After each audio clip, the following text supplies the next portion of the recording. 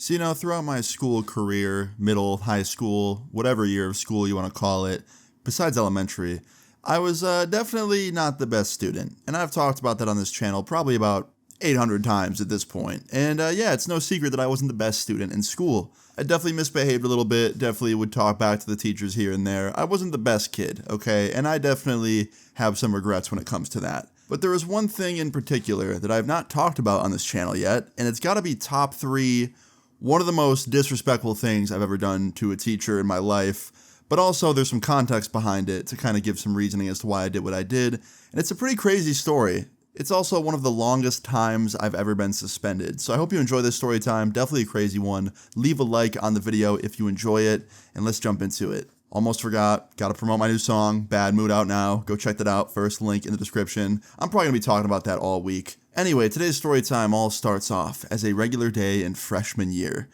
Now at this time, things were going pretty good in my life. I had a pretty simple routine. I would get up, go to school, get through the day, come home, play COD, or hang out with friends if they were down to hang out that day, make a video, and essentially repeat it all the next day. It was very simple, it was very easy to follow, and I kind of miss it sometimes. Now, this all starts off like any other day back then. I got up out of bed. I was up actually relatively early compared to when I normally would wake up. I don't know why, but I woke up before my alarm for some reason. So I had a lot of time to get ready. I think I had like an hour and a half before my bus was gonna get there.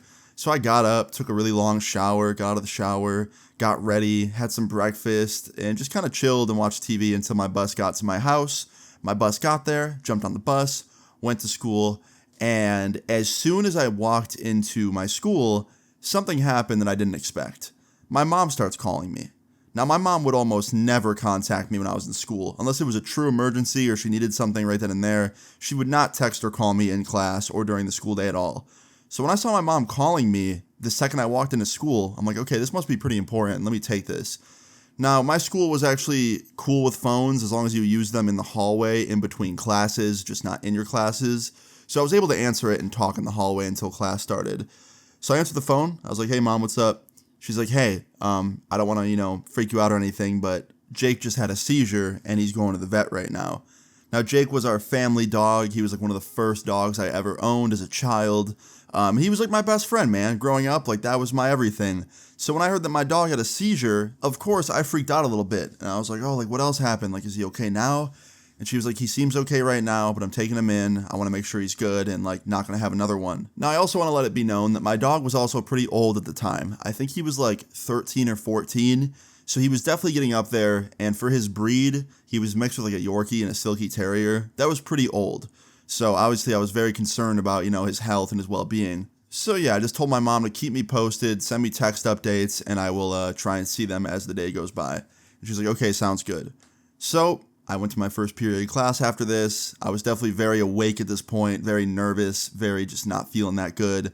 Because, you hear that news and it's hard to focus on anything else. But I tried my best. I went to my first period class, I sat down, I got through first period for the most part okay, didn't really hear any updates from my mom. And then second period rolls around. This is really where the story time kicks off. So, second period class, I had this teacher. We're just going to call her Mrs. Adams, okay? Mrs. Adams was a dickhead, okay? That's all I'm going to say. There's a lot of other words I'd love to use to describe her. There's like this one word that starts with a C, rhymes with punt, I'd love to use that, but I don't want to get demonetized. So I'm just going to say dickhead, okay? She was a little bit of a dickhead. Even before this situation I'm about to talk about, even before this happened, I did not like her very much. She was always very mean to me, very just judgy. Like she used to give me shit for the clothes I would wear and my friends, like she would yell at them for the things they would wear. And it wasn't even like we were dressing up bad. I remember one time I came into school wearing like a big t-shirt and like a pair of cargo pants.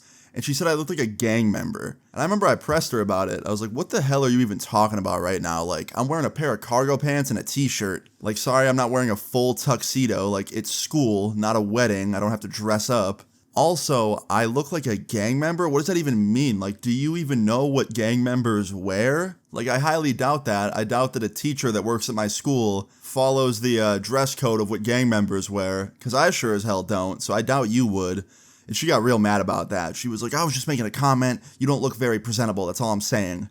And I was like, yeah, well, comparing me to a gang member isn't really the way to go about it. You could just be like, hey, I feel like you could dress a little bit better than that. You don't look very presentable. I probably wouldn't listen to you, but it would be a lot more respectable than what you just said. And she got real pissed off at me, almost gave me detention for talking back to her. So that was like one of the first encounters I had with her in 9th grade that made me not like her very much. So anyway, now that you have all that little backstory, yeah, I came into second period on this day. Like I said, I was in a very anxious mood because I was worried about my dog. And I sat down in the back where I usually would sit, and class hadn't even started yet. It was still considered passing time, which is the time between first period and second period. So, like, the bell hadn't even rang yet. I was in class early. So, when you're in class early, you're allowed to take out your phone and check your, social medias, your text messages. You're essentially allowed to use your phone until the bell rings. So, I pulled open my phone. I was looking at my text messages. I texted my mom. I was like, hey, any update? She replied and she was like, nope, still at the vet, waiting to be seen. I'll let you know what happens. And as I'm replying to her, I hear Mrs. Adams go, Austin, no phones in class, hand it over. And I look up and she's standing over my table with her hand out. And I was like, class didn't even start yet though. Like, we're allowed to use our phones before class starts. She goes, no, you're not. I was like, yes, we are. You literally let us use our phones in here every day before the bell rings. Every other teacher in the school lets us do that. And the school literally said when we started high school that we're allowed to use our phones in passing time. It's passing time. I'm allowed to use my phone. She goes, I've never seen that rule. I think you're lying right now. And I was like, I'm not lying. Call the main office. They'll tell you the truth. And she goes, I don't need to call the main office. I work here. I'm your superior. Hand it over. Now, I did not like the way she phrased that, calling herself my superior. Even if it's true, like, you're my teacher. Yes, you're my teacher. I do answer to you when I'm in school, but saying you're my superior sounds like you're like a drill sergeant or something, or like a boss at a job. But I didn't argue with her about that. I didn't want to get into an argument, so I just told her the truth. I was like, listen, there's an emergency going on back at my home with my dog. I'm concerned for him. I was just checking my text to make sure that he was doing okay. So, yeah, I won't go on my phone the rest of class. She goes, I'm sorry to hear about your dog, but still, you're not allowed to use your phone. Hand it over. And I was like, are you serious? She's like, hand it over or you're getting detention. And I was like, no. And she leans over and swipes my phone out of my hand. And she had these really sharp, press-on nails. So when she, swiped the phone out of my hand, her nails scratched me and cut my hand. So naturally, my reaction was like, are you serious right now? You just cut my hand with your nails and you swipe my phone from me. Is this really professional of you? And she was like, don't tell me about what's professional when you're on your phone in my class. You can have it at the end of the day. And I was like, can I have it back after class? I want to make sure my dog's okay. He had a seizure. And she goes, once again, sorry about your dog, but no, you'll have it back at the end of the day, not after class. And after she says this, she puts the phone in her pocket. Now, even people in my classroom thought that this was ridiculous. This girl that I barely spoke to and barely knew, she was just kind of a mutual friend, actually stood up for me. She was like, Mrs. Adams, we get to use our phones in class all the time. I don't know why you're not making an exception in this one case. You've never yelled at me and I use my phone in the morning all the time when I'm in here. And she was like, do you want your phone gone too? And this girl was like, no, but I'm just letting you know you're kind of being a little bit hypocritical right now. And she goes, say it again. You'll have detention. And the girl obviously shut up because she didn't want to argue and get detention. So I am furious at this point. I'm probably the most angry I've ever been at a teacher. And I've had some really shitty teachers. So I make it through class without saying much more because I just wanted to be respectful and see if I can get my phone back at the end of class by being a good student. So I get to the end of class, the bell rings, and I walk up to her desk after class, and I was like, hey, Miss Adams, can I please have my phone back? I want to see if my dog's doing okay. And she goes, Austin, I don't know how many times I have to tell you this. I don't know if you have dementia or something, but no, at the end of the day, you will have it back. Now I'm furious because not only is this lady not giving my phone back, but also she said, I don't know if you have dementia or something, which is the definition of a shitty thing to say to somebody. Also, this lady was pushing 60, so if anyone's going to be getting dementia anytime soon, it wasn't me compared to her, okay? So it was a little bit hypocritical. So I get mad. Now I'm done. I'm done being nice, right? I was like, listen, give me my phone back or I'm going to come in here and take it out of your desk. I promise you my dog's well-being is a lot more important to me than your feelings and the way you feel about me using my phone. Not to mention you just made that rule up on the spot about me not being able to use my phone because the school themselves lets us use our phone during passing time. So I know for a fact you made that rule up on the spot that I wasn't allowed to use my phone. So please, just give it back, otherwise I'm taking it from you at lunch. And she was like, oh really? Now your phone's going in my car and you have detention today. And I was like, I'm not going to your detention, and I will find your car, and I will take it out of your car. And she was like, sure you will. Detention's after school today. I will see you at 2:30, and if you're not there, I'm telling the school, and you're getting suspended. And I was like, cool, have fun with that. And I walked out of her room. Now I'm just angry, dude. I don't have my phone. I don't know if my dog's doing okay. I'm having just a horrible day, right? And I'm furious. And lunchtime rolled around 2 periods later. I went to her classroom to try and see if I can get my phone back. She wasn't in there. Her door was locked. So I went back to the cafeteria and I started asking around. I'm asking friends. I'm like, hey, do you know what car Miss Adams has? And like, no one has an answer. Then I found that girl in the cafeteria, the girl from earlier in the day that defended me and, had my back because she knew that what Miss Adams was doing was bullshit. And I was like, hey, weird question, but do you know what Miss Adams drives? I think my phone's in her car and I want to see if I can get it out. And without hesitation, she goes, yep, she drives a Chevy Malibu. It's the red one in the teacher's lot. And I was like, thank you so much. And she was like, no problem at all. What she did earlier to you was bullshit. And I was like, thank you. And she was like, I hope your dog feels better. I was like, thank you very much. I'll let you know what happens. So after this, I left the cafeteria, walked outside to the teacher's parking lot, found the red Chevy Malibu, and I didn't even know if my phone was in this car. For all I know, Miss Adams could have been bluffing and she kept it in her desk and never put it in her car. But I wanted to know what was going on with my dog. I was young, I was stupid, I didn't care what happened. I was getting in that car and checking to see if my phone was in there. So I tried to open the door. Of course it was locked because she locks her doors like a regular person. And I had 2 choices. I give up and I wait to the end of the day, or I break the rules and the law and shatter her window and go looking for my phone. Now, most days, my brain would say, hey man, do the smart thing. Wait to the end of the day. I know she wronged you, but don't stoop to her level. But on this day, all I could hear in my head was all of the annoying shit she ever said to me. Like, I look like a gang member, like making fun of dementia, just her being an awful teacher in general, right? So I bent down, picked up a nice-sized rock from the side of the teacher's parking lot, and I threw that shit as hard as I could at her driver's side window. And it shattered very easily. I unlocked it, popped the glove compartment open, and there was my phone. First try, first spot I looked, right there. Now I forgot to mention, her car alarm was going crazy when I did this, and I was for sure going to get caught. I mean, even if it didn't go off, I was going to get caught, and I knew that. But I didn't care. I honestly didn't care if I got expelled. I just wanted to know if my dog was okay. So I checked my phone, and sure enough, I had a text message from my mom, and I had some bad news. My dog had another seizure at the vet, and he was being rushed to like an emergency hospital for animals. So obviously, I was even more sad now and more, anxious. And now I have all this other stuff to worry about, like the fact I just broke into my teacher's car. So after this, I went into the school where it was a little bit quieter and I could make a phone call. I called my mom up. She told me she was on the way to that hospital. I asked her where it was. And turns out the animal hospital she was going to was only 1.5 miles away from my school. So after this, I get off the phone with her, and she still has no idea what I just did. Like, she has no idea that I just broke into a teacher's car to steal my phone back. So after I talked to her, she said she's going to keep me posted and, just like keep me in the loop. I said thank you, and we both hung up. Now I'm standing there in the hallway. It's still technically lunchtime. Lunch ends in like 5 minutes at this point. And I know that I'm pretty much screwed. I know that within the next hour or two, she's going to go out to her car to probably grab something, or, like when the day ends, go out there and like put stuff in there, like her lunchbox or something. And she's going to see what happened. Or someone already did, because it's an alarm going off and there's a broken window. So I know I'm screwed at some point soon, right? So I'm like, you know what? I'm just going to leave school. I'm just going to skip the rest of my classes. I'm going to leave school. I'm going to be there for my dog. Now, before I did, I called up my good friend from school, my homie Cody, and I was like, yo, I know you ride your bike to school every day because you live close enough. Can I take your bike to the animal hospital like 1.5 miles down the road and then give it back to you tomorrow morning? And he was like, right now? And I was like, yeah, man, like my dog had a seizure. He had 2 actually. And I'm like nervous. I want to be there in case something happens to him. And he's like, yeah, dude. So I jumped on my bike. I pedaled my ass over to the animal hospital. I got there in like 30 minutes. Got there. My mom was pretty damn surprised to see me walk in that waiting room. And she was like, why are you not in school? And I lied to her. I was like, oh, they let me out early to be with my dog. And she knew I was lying. She's like, without calling me? And I was like, I don't know. I thought they would too. They didn't call you? She's like, no. So I sat down next to her, and I knew I was in a world of shit any minute. I knew that school was going to call her soon and, tell her what I did.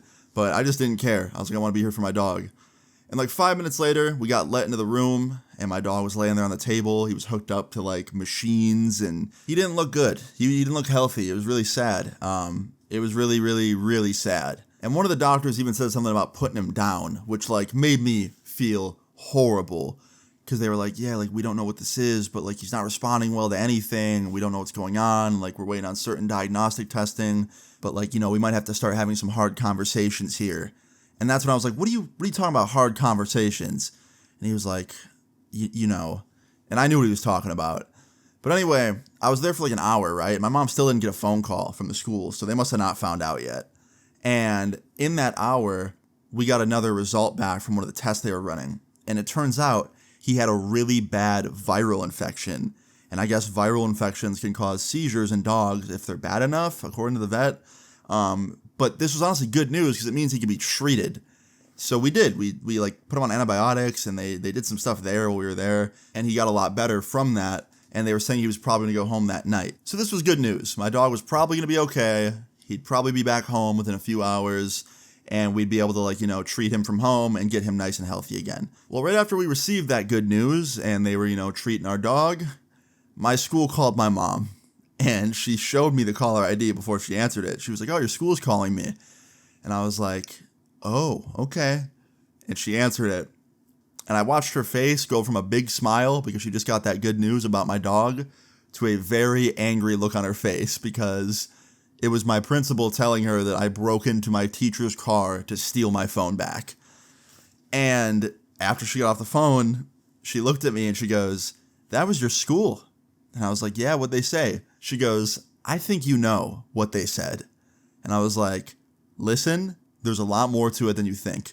And she goes, I'm listening. Let's hear it. And I told her the whole story. I was like, listen, I was trying to text you about the dog. Class hadn't started yet. According to the rules of the school, like I was allowed to be doing that. She said that I couldn't do that. She took my phone. She made some joke about dementia at me. Like she was just being so unfair. And she's like, listen, Austin, I understand why you're mad about that. And if you would have just told me that, I would have handled it.